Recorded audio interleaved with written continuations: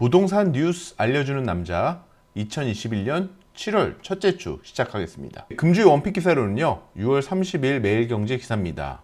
집값 양극화 12년 내 최대, 상위 20% 11억, 하위 20%가 1.2억으로 약 8.9배 정도 차이가 나고 있고요. 현재 이것은 통계를 작성한 2008년 12월 이후 최고 수치라고 합니다. 서울 아파트 시장의 또 월세 지수는 106.1로 통계 작성 이후 가장 최대치를 기록하고 있다고 합니다. 서초구 재건축 이주 등으로 한강 이남 지역의 월세란이 더욱 심해져서 한강 이남 지역은 107.7로 현재 지금 최고가를 갱신하고 있습니다. KB국민은행 박원갑 수석위원님이시죠. 특히 수도권의 저가주택 가격이 상승하고 있다라는 부분을 언급하고 계십니다. 자, KB국민은행 자료입니다. 8.9%, 8.9배 경이로운 숫자가 아닐 수 없는데요. 집값의 과연 향방은 하위 격차가 올라가는 지금 요 추세에서도 이렇게 격차가 벌어지고 있는 부분에 대한 기사 조금은 여러분 주의 깊게 생각해 보셔야 될 것 같아서 가져왔습니다.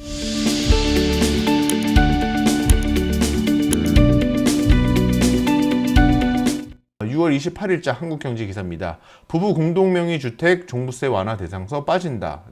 종부세 완화 대상에서 빠진다는 거는 좋은 뜻은 아니죠. 종부세 완화 대상에서 제외된다라니까 종부세 완화를 시켜주지 않겠다라고 이해를 하시면 될 것 같습니다. 민주당 정책위에서 현재 부부 공동명의 주택의 종부세 완화를 검토하지 않기로 했다고 합니다. 현행 개인별 6억 그리고 1가구 1주택의 경우 추가 3억 해서 9억을 기준으로 해서 해주던 종부세에 대한 기준을 현재 1가구 1주택을 상위 2%로 변경하려고 하고 있죠. 저희가 지금 몇 주째 기사에서 계속 다루고 있는데 올해 같은 경우는 약 10억 그 다음에 6,800만 원 정도가 상위 2%로 예상된다고 합니다. 로 상향을 추진하고 있으나 부부 공동명의에 대해서는 현행 6억씩 12억을 유지하고 있다. 이 부분에 대해서도 같이 올라갈 것이 아니냐라는 시장의 예측이 있었는데 그것에 대해서 검토하고 있지 않다라는 답변을 했습니다. 그래서 이 부분도 여러분들 좀 눈여겨보셔야 될 기사인 것 같습니다. 다음은 한국경제 6월 28일자 기사입니다. 4년간 집값 상승률 17% 믿으라고. 정부가 발표한 그 17%와 경실련에서 발표한 93%의 그 상승률의 차이가 무려 5배가 넘죠. 그래서 이 부분에 대해서 계속 며칠째 지금 여러 기사에서 논평식으로 나오고 있는데요. 이 정부와 경실련의 수치가 가장 큰 이유는 사실 경제정의 실천 시민연합과 정부가 표본 오차로 둔 그 모집단의 차이가 있을 수 있습니다. 하지만 숫자가 너무나도 왜곡되는 거죠. 그래서 이런 부분에 대해서도 계속 지금 하이라이트하고 있는 부분이 지난 그 국토부 장관님이셨죠. 그때 이제 그 17%밖에 안 오른 걸로 알고 있다라는 그 대답이 조금 시장에 많은 그때 조금 문제를 일으켰던 그 부분 아직까지 계속 하이라이트 되고 있는 것 같습니다. 다음은 6월 28일자 한국경제 기사입니다. 부모님에게 전세금 빌리면 2억까지 이자 안 드려도 된다. 요거 증여세에 대해서 여러분들 많이 또 궁금해하시고 문의를 하셔서 저도 좀 들고 왔는데요. 저희 이쪽 강남 쪽에서도 이 부분에 대한 질문이나 아니면 증여에 대해서 플랜을 세우실 때 많은 부분 상담을 저희가 하면서 말씀을 드리는데 이게 그 소득세 말고 증여세 법에 나와 있는 어떤 기준인 것 같아요. 시행령에 나와 있는 기준인 것 같은데 법정 이자율 4.6% 적용해서 이자 1,000만 원이 넘지 않으면 그거는 증여세 부과 대상을 안 한다라는 그런 증여세법의 그 세무당국에서 운영하고 있는 기준 때문에 거꾸로 이것을 계산하니까 한 2억 정도가 되죠. 그러니까 2억까지는 차용증을 쓰고 법정 이자율인 4.6%보다 낮은 금액으로 차용증 계약을 해놓으면 일종의 증여세가 부담이 아니고 실제로 대신 이 부분에 있어서는 이자를 납부했다라든지 그런 통장 증빙이 있어야 되고요. 그다음에 또 차용증 계약서가 있어야 됩니다. 그래서 이런 경우에는 이것을 실제로 빌린 것으로 어느 정도는 인정해 준다라고 하지만 지금 맥락이 어떻게 되는 거죠? 이게 증여를 하지만 사실은 이렇게 만들어 놓으라라는 거죠. 사실 이 부분이 자금 악용되면 좀 문제가 될 부분은 있을 것 같습니다.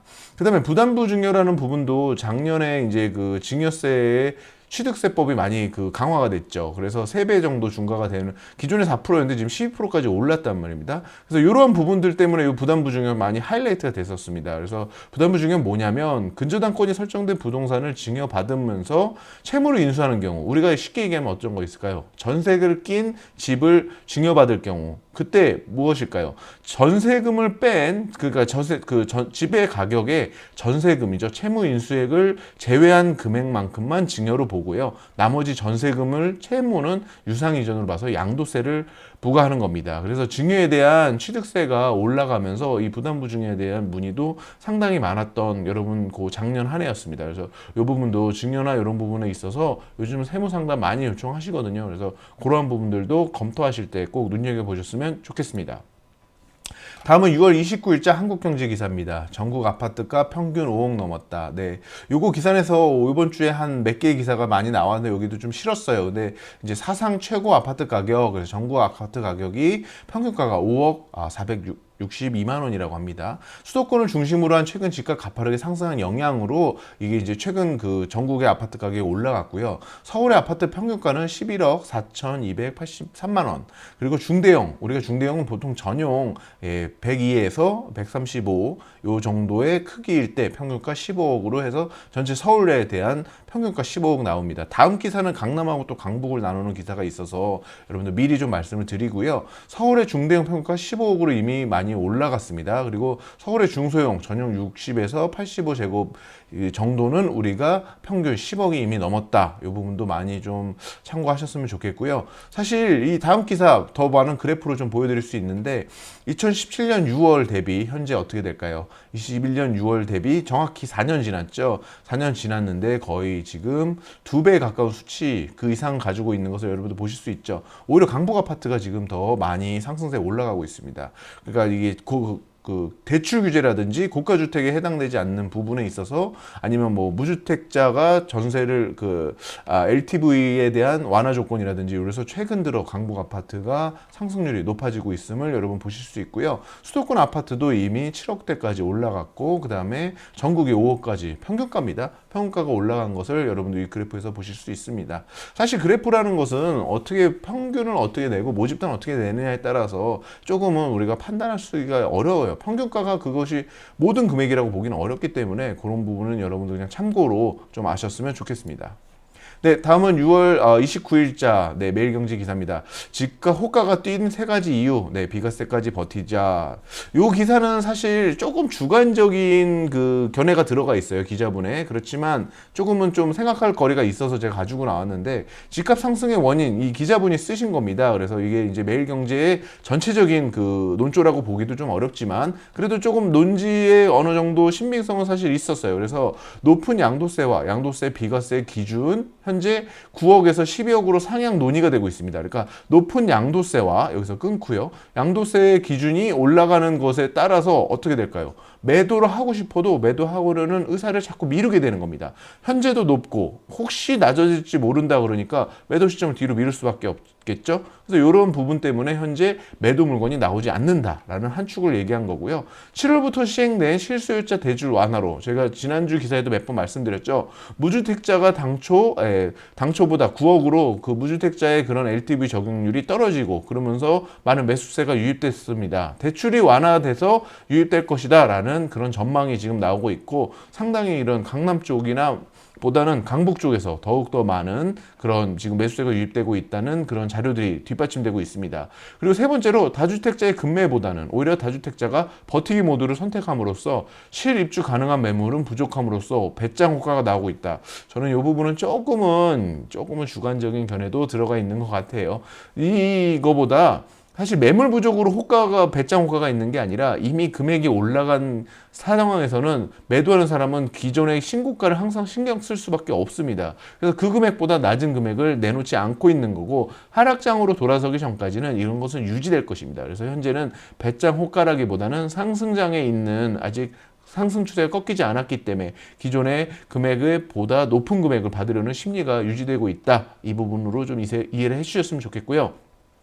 하반기 이사철과 맞물려서 전셋값이 뛰면서 매매가를 더 자극할 수 있다는 우려도 있다. 네, 이것도 어떻게 보면 현재는 우려고 하반기나 우리가 이제 전셋가와 매매가의 그 향방을 촉각을 세우고 있는 부동산 시장에서 많이 촉각을 세우고 있는 이유도 바로 이러한 이유 때문입니다.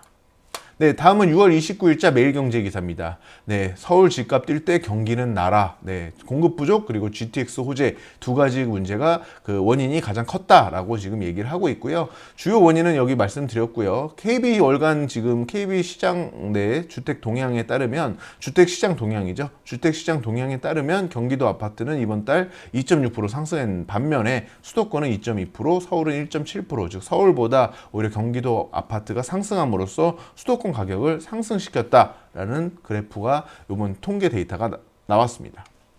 네, 다음은 6월 29일자 매일경제 기사입니다. 서울시 재건축 앞당긴다. 공공기획 도입해 기간 단축. 얼마 전까지 왜 논의됐던 조합원 양도 그 지위에 그 제한을 두는 것, 안전진단 단계로 땡기는 것과는 좀 별개의 문제입니다. 지금 오히려 속도를 좀 내서 안전진단 이후로 오히려 재건축에 속도를 빨리 해주겠다. 라는 또 다른 그 규제 완화 쪽이죠. 어떻게 보면 시장 공급을 늘리겠다는 그런 오세훈 시장의 그런 정책과는 좀 일맥상통하는 그런 부분이 있습니다. 그래서 민간 재건축도 공공기획을 도입하겠다. 현재까지는 재개발에만 도입했는데 민간 재건축에도 이제 도입을 하겠다라고 얘기를 하고 있고요. 도시계획위원회 심의 전에 서울시에서 사전계획 수립에 관여하여 현행보다 도계위, 즉 도시계획위원회 심의 기간을 단축시키겠다가 골자입니다. 현행 어떻게 될까요? 재건축 단지와 자치구가 안을 만들어서 올리면 서울시가 또 가부를 결정하면서 다시 원점부터 다시 또 자치구와 재건축 단지가 검토해와 라고 하는 일종의 결제 시스템이었습니다. 하지만 지금부터는 어떻게 할까요? 처음부터 도계위 심의 부서가 참여를 하고 종전에 한 5년 정도 걸리는 기간을 2년까지로 단축을 해보겠다라고 얘기하고 있습니다. 사실 이거는 지금 이 추세로 바꾸겠다는 게 오히려 더 빨리 시행됐어야 하는 그런 거 아닌가 싶은데 지금이라도 이렇게 도입하겠다는가 사실 이런 것은 좀 좋은 제대로 된 행정이 지금 자리를 잡아가고 있는 것 같다라는 생각 듭니다.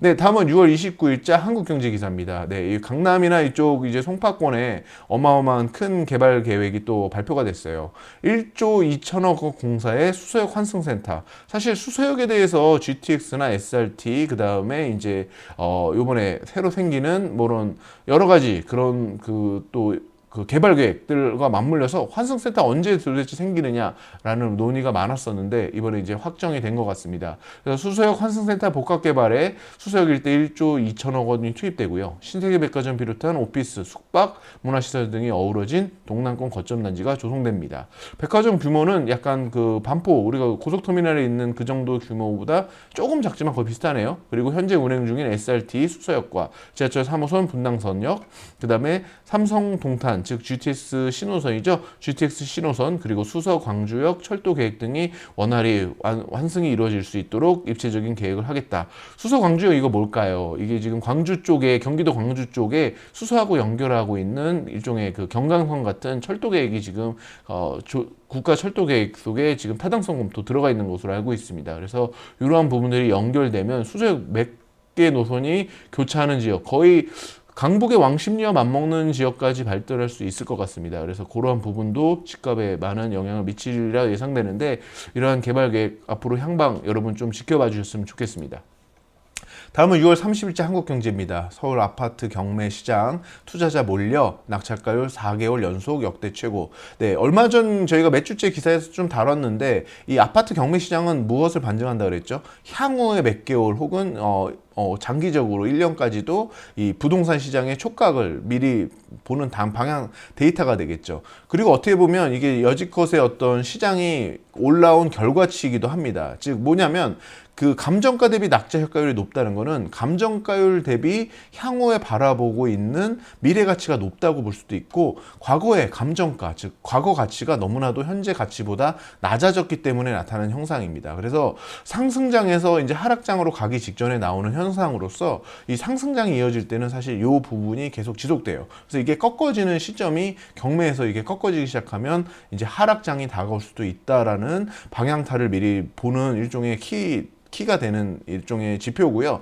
그래서 우리가 이 경매 시장에서 낙찰률, 평균 낙찰가율이라고 하는데 이 감정가 대비 낙찰가의 비용이 100%, 즉 100%를 넘어가게 되면 감정가보다 높은 금액에 사람들이 낙찰을 받고 있다. 즉 거의 120%에 가까운 금액이죠. 지금 6월 현재. 그러니까 감정가 대비 20% 정도는 사람들이 더 쓴다라는 겁니다. 그래서 통계를 나타낸 2000년 1년 이후로부터 가장 높은 수치라니까 계속 지금 현재 상승하고 있다라는 것은 여러분들 눈여겨보셨으면 좋겠습니다.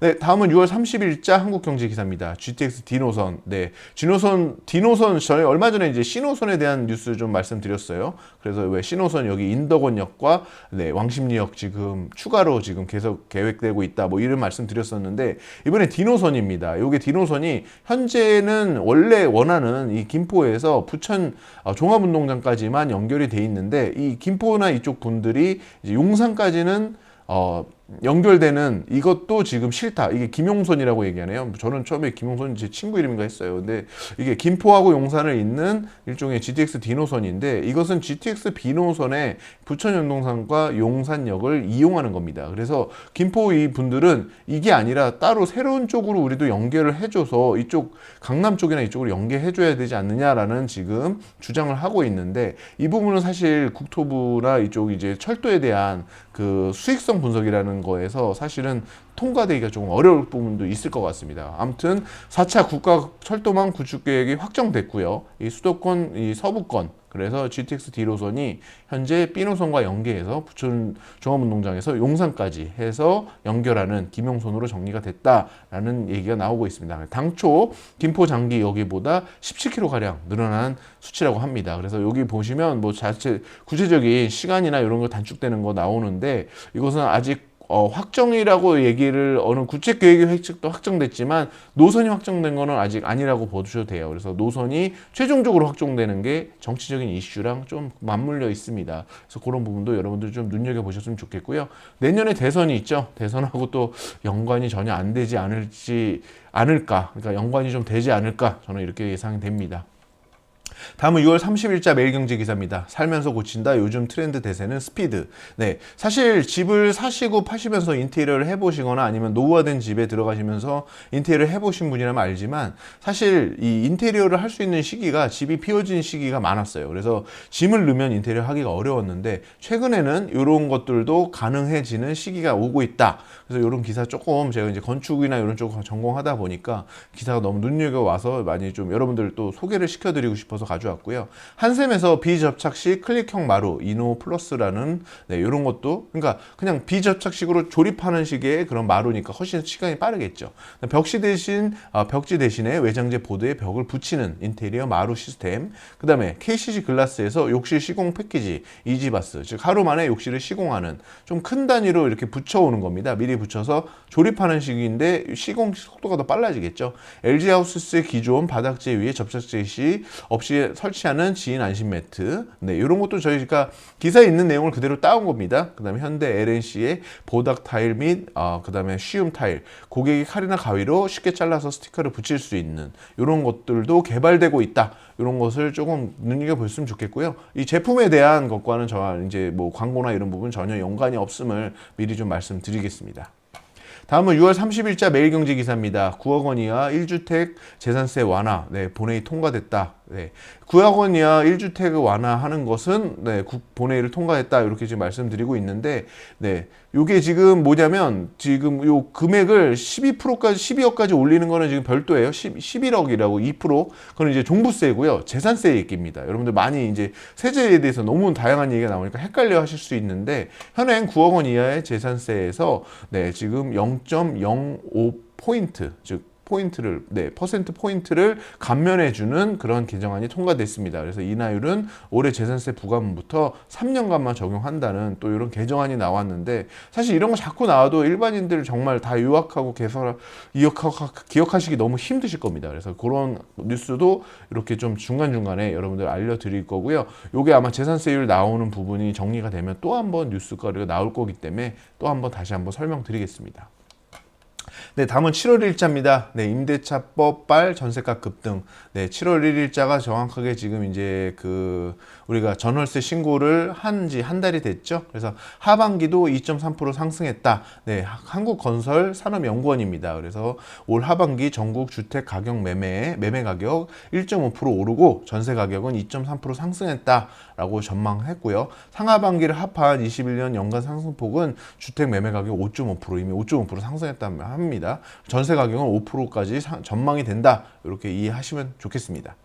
네, 다음은 7월 1일자 한국경제 기사입니다. 자고 나면 뛰는 새 아파트, 네, 반포 아리팍 40억 육박했다. 네, 신축 아파트 강세가 계속 이어지고 있습니다. 강남부 가리지 않고 최고가를 기록하는 신축이 잇따르고 있고, 익명의 부동산 전문가는 네, 익명입니다. 그래서 터무니없이 높았던 호가가 실거래가로 바뀌고 있다. 이렇게 논평을 했다고 합니다. 집값이 신축을 시작으로 한 단계 업그레이드하는 그런 양상이다라고 말하고 있는데, 사실 이거는 조금 근거가 좀 부족해요. 그래서 그냥 올라가고 있는 것이 한 단계 레벨업하는 것까지다라고 보기에는 아직 데이터 부족합니다. 21년, 22년 전세가 매매가 예의주시하셔야 되고요. 이것이 어떻게 시장 향후 향방을 나타낼지 여러분들 좀 지켜봐 주시면 좋겠습니다. 몇 개의 신고가를 기록한 단지가 좀 나와서 좀 보여드리면, 서초구 현재 아크로 리버파크이 네, 84제곱 전용입니다. 그래서 공급으로 따지면 거의 억이 조금 넘었죠. 전용으로 따지니까 지금 한 1.2억이나 1.3억 가까이 가더라고요. 그래서 84 전용이 지금 40억이다. 네, 그 다음에 몇 개 보면은 이제 아크로 리버뷰 파크가 네, 신반포가 네, 74가 지금 34억. 네. 강남구에는 저희가 이제 레드펠 있죠. 레미안 대치팰리스가 114 타입. 네, 이것도 한 40평 정도 됩니다. 40평 조금 넘는데 이게 44억. 평당 거의 공급 면적 기준으로 억이 이미 지금 넘어갔고요. 그다음에 경희궁 자이 2단지. 이거 경희궁 자이로 한때 되게 히트가 많이 쳤어요. 이게 상승률이 상당히 높았거든요. 몇 년 전에. 그래서 84제곱 타입이 현재 20억이다. 네, 강북에서도 되게 드문 그 오피스형 그 광화문이나 이쪽 종로 쪽하고 가까운 단지로 매우 각광받는 그런 주거 단지입니다. 그 다음에 성동구에도 현재 힐스테이트 서울숲 리버 84 타입이 20억에 가까운 18억 5천에 가까이 지금 진행되고 있다. 신고가를 계속 갱신하고 있다. 그런 것도 눈여겨보셨으면 좋겠습니다. 네, 다음은 7월 1일자 한국경제 기사입니다. 수도권 집값 하반기에도 1.6% 오를 것. 네, 이 건설산업연구원에서 가져온 거고요. 하반기에 전국 매매 네, 1.5%, 전세는 2.3% 상승할 예정이고, 수도권 매매는 1.6% 상승할 예정이다. 아까 전 기사에서 일부 소개시켜둔 부분이고요. 이 건설에 대한 부분이 조금 이제 문제인데, 수주가 8.3% 줄어들었어요. 그러니까 생각보다 지금 수주가 안 되고 있는 겁니다. 조합 단계를 막 땡겨주고 해서 이 조합이 빨리 진행되게끔 속도를 내줘야 수주가 계속 이어질 텐데, 분양가 상한제 때문에 오히려 수익성은 떨어지면서 요 수주가 안 되면 공급 물량이 향후 나올 물량은 줄어들겠죠. 투자는 3.6% 늘어난 부분은 조금은 긍정적인 부분인데, 수주 부분도 좀 늘어나서 분양이 점점 늘어나야 되는 이런 부분들이 진짜 현재 공급 물량을 통해서 그 금액을, 시장의 금액을 잡을 수 있는 것이라는 거 조금은 건설산업연구원 데이터로 더욱더 나왔으면 좋겠습니다. 하반기에도 추가 상승 기대가 이어지면서 수도권 주택 매매 가격이 지난해 하반기에 비해 1.6% 오를 전망이다. 전세값 역시 전월세 상한제, 계약갱신권 청구권 등 임대차 3법 시행에 따라 매물이 잠겼고 현상으로, 네, 잠김 현상입니다. 현상으로 상승세를 이어갈 것으로 예측된다. 이렇게까지 여러분들 눈여겨보셨으면 좋겠습니다. 네, 다음은 7월 1일자 매일경제 기사입니다. 한동만 그대로 개발 흔적 남기기 재검토. 네, 개발 흔적 남기기. 재건축 흔적 남기기 정책이라 그래서 전 서울시장이죠. 네, 전 시행정에 이제 급제동이 지금 걸리게 생겼습니다. 개포 1단지, 4단지, 그 다음에 뭐 저기 잠실에 있는 주공 5단지가 대표적인 요 시행을 따랐는데, 이제 조합들이 지금 서울시의 재건축 흔적 남기기 정책을 철회를 요청했습니다. 여기 보시면 이렇게 요게 이제 예전에 그 재건축 단지를 그 환동만 남겨놓는 거예요. 그 다음에 뒤로 보이면 새 아파트 짓고 있는 게 보이시죠? 이게 재건축 그 낡은 흉물스러운 아파트를 남겨놔서 무엇을 남기고자 하는가, 제가 한 3주 전인가 4주 전 기사에서도 한번 다뤘던 적이 있습니다. 이게 유산을 남기는 것이 그 건물을 그대로 복원하는 게 꼭 유산을 남기는 것이냐, 아니면 뭐 도면이라든지 아니면 이런 3D 자료라든지 이런 것을 남기고 무슨 캡슐화 한다든지 이런 방법도 있을 텐데, 이것을 이렇게 꼭 남기는 것이 그 어떤 그 건축학적으로 어떤 의미가 있는지 조금 저는 좀 불만에 가까운, 정말 뭐 반대하는 제 쪽이거든요. 그래서 이런 부분들 빨리 조금 그 행정적으로 다시 정리가 좀 됐으면 좋겠습니다. 다음은 7월 1일자 중앙일보 기사입니다. 정부 발표 집값 17% 올랐다는데 공시가는 86% 뛰었다. 네. 이게 사실 뭐 다음에 이제 또 기사에 나오는데 경실련 분석치하고는 이 17%하고 5배 가까운 차이가 발생하죠. 공시가도 이미 뭐 이렇게 86% 뛰었는데 17% 뛰었다는 게 말이 되느냐. 경실련 자료는 거의 90%에 넘는 그 퍼센트가 올랐다. 그러니까 100 거의 2배 가까이 뛰었다라는 자료가 나오죠. 그래서 이런 부분들도 여러분들 좀 눈여겨보셨으면 좋겠고요. 이 통계에 사실은 좀 오류가 있을 수 있다라는 좀 추측은 됩니다. 네, 그렇게 보시면 되고요. 7월 1일자 매일경제 기사입니다. 네, 홍남기 부총리이시죠. 네, 집 팔 때까지 종부세 납부 유예 추진하겠다. 추진입니다. 여러분들 하도 이제 뭐 추진이라는 그런 것도 사실 이게 왜 나오냐면 추진하겠다라고 하면 뭔가 이게 되게 이슈가 돼요. 그리고 사실 정치하는 쪽에서는 추진한다라고 하면 사실은 완성하지 않아도 추진한다라는 게 또 이목을 한번 끌 수 있거든요. 그래서 사실 이런 게 자꾸 좀 남발되는 것은 저는 좀 막았으면 좋겠습니다. 이게 뭐 추진한다가 사실 뭐 시민들 헷갈리잖아요. 추진한다는 게 언제 된다는 건지. 그냥 추진도 아니는 추진 단계에서 좀 멈춰야 되는데, 추진을 또 기사화하는 것도 사실은 조금은 이게 어떤 좀 정치적인 좀 이슈도 좀 있는 것 같아요. 사실 당정이 추진하고 있는 완화 방안을 우리가 다 이해하고 있어야 될 이유도 없지만, 이걸 가져온 이유는 딱 이겁니다. 과세 이연제, 요거에 대한 여러분들 좀 설명을 드리고 싶어서 그런데, 매도 시점까지 종부세 과세를 유예하겠다 그러면 좀 헷갈리시죠? 과세 부과는 안 한다는 건지 아니면 과세를 납부하는 것을 유예하겠다는 건지, 이 이연제는요 부과는 하되 매도 시점까지 아니면 사망 후 때까지 납부를 유예한다는 겁니다. 그래서 아까 말씀드린 후자고요. 이렇게 되면 사실 오히려 상속이나 받으신 분, 그 다음에 매도한 시점에서 혼선이 올 수가 있어요. 그래서 이 부분은 저는 사실 조금 세금적인 부분에 있어서 과세 이연제까지 하면서 이렇게 좀 하는 것보다는 종부세 자체를 좀 제대로 정리하는 게 조금은 더 낫지 않을까. 납부를 유예하는 걸로 또 이렇게 뭔가를 좀 선심성 공약을 내보는 듯한 것은 조금 문제가 있고, 종부세를 제대로 좀 안을 마련해 주시는 게 더 오히려 이런 납부를 유예하는 것보다는 시장이 더 헷갈리지 않지 않을까. 그리고 선의의 피해자도 없지 않을까. 이거 사실 납부를 유예하게 되면요, 사실 나중에 집을 팔고 나서 종부세 밀린 금액이 얼마인지까지도 계산을 하고 매각을 해야 되는, 그리고 상속을 받으시면 그걸 헷갈려서 정말 다시 계산을 해봐야 되는, 시장은 어마어마한 혼선을 가져올 수 있다고 생각해요. 그래서 이런 부분도 여러분들 조금 눈여겨보셨으면 좋겠습니다. 네, 다음은 7월 2일자 오늘 금요일 매일경제 기사입니다. GTX 호재의 인덕원 집값 헐헐. 네, 인덕원이 지금 며칠 전 기사에도 뭐 인덕원 왕십리가 GTX C 노선이 그만큼 이제 좀 뭐 강남이나 이쪽을 많이 지나가죠. 근데 여기 하나 더 생긴다는 거는 사실 되게 집값에 많은 영향을 미친다라는 기사를 말씀드렸었죠. 그래서 이런 부분 때문에 현재 인덕원 도남구가 0.95%로 최고의 그 주간 상승률을 나타냈다라는 기사인데, 이런 부분들도 조금 눈여겨 보셨으면 좋겠고요. 사실 이게 언제까지 이제 확정이 될지는 여러분들 이 기사가 조금 더 나오는 대로 또 전달 드리겠습니다. 네, 다음은 7월 2일자 매일경제 기사입니다. 이 부분은 사실 패닉 바잉을 여러분들에게 소개시켜드리고 보다는 지금 현재 시장의 어떤 중요한 그 숫자를 좀 보여드리고 싶어서 가져왔고요. 5월에 서울의 아파트 매수건이 5,090건이라고 합니다. 그 중에서 20대가 차지하는 비율이 5.4%로 2019년이니까 19년은 사실 통계가 집계된 지가 얼마 안 된 거예요. 증여가 가장 높은 수치다. 아니, 이 매수건에서 20대가 차지하는 비율이 가장 높은 수치다라고 얘기를 하는데, 19년부터 통계치 가지고 이게 가장 높은 수치다라고 얘기하는 게 과연 얼마나 의미가 있는지는 조금 모르겠어요. 근데 그거보다 제가 얘기하고 싶은 게, 증여를 포함하지 않은 숫자에서 20대가 비율이 높아진 것도 의미는 있고요. 중요한 거는 해당 기간의 아파트 증여가 6,767건으로 매수보다 더 증여가 많다는 것.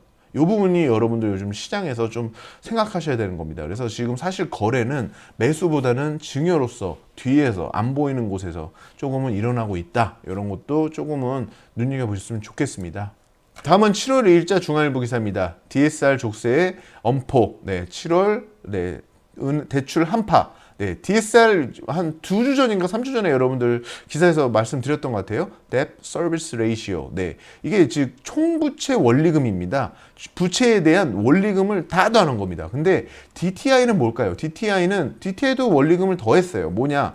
주택담보 원리금하고 신용대출 등의 다른 대출 이자를 더했습니다. 이걸 원리금을 더했는데 DSR은 뭐까지 더하느냐? 자동차 할부, 학자금 대출, 카드론 등 그 사람이 쓰고 있는 대출이란 대출을 몽땅 다 합치는 겁니다. 그럼 불리하겠죠. 그 몽땅 대출을 다 합친 거에다가 그 이자에다가 부채를 비율을 정함으로써 대출에 대한 한도가 더욱더 낮아지겠죠. 그래서 이런 걸로 대출을 꼭 매겠다. 그래서 7월 대출 한파가 예상된다. 그래서 대출 가능 금액이 얼마나 줄어드느냐. 지금 현재 LTV 40%에서 DSR 적용하게 될 경우에는 현행 얼마 정도 차이가 나죠?